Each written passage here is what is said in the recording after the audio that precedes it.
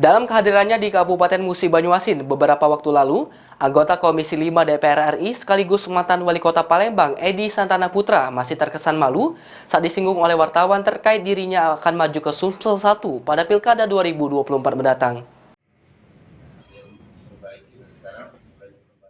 Suasana perhelatan politik di Sumsel menghadapi Pilkada tahun 2024 mendatang sudah mulai memanas.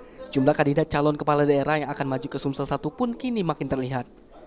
Menanggapi hal tersebut, anggota Komisi 5 DPR RI sekaligus mantan Wali Kota Palembang yang cukup terkenal yaitu Edi Santana Putra atau yang biasa disapa ESP masih terkesan malu saat disinggung jika dirinya akan maju dalam perebutan kursi Sumsel 1 pada Pilkada 2024 mendatang.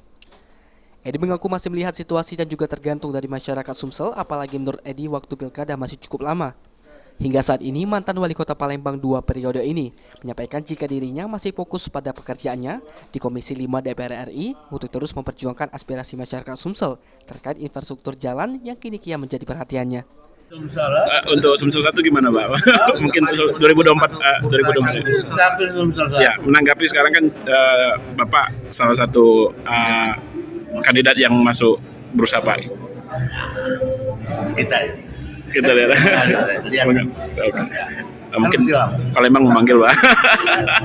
Tapi untuk Palembang, untuk Sumatera Selatan, dari jabatan apapun kita bisa bantu. Terutama DPR RI bisa bantu. Ya.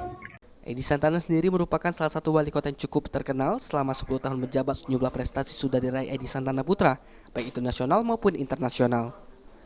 Rusi Iskandar, PAL TV.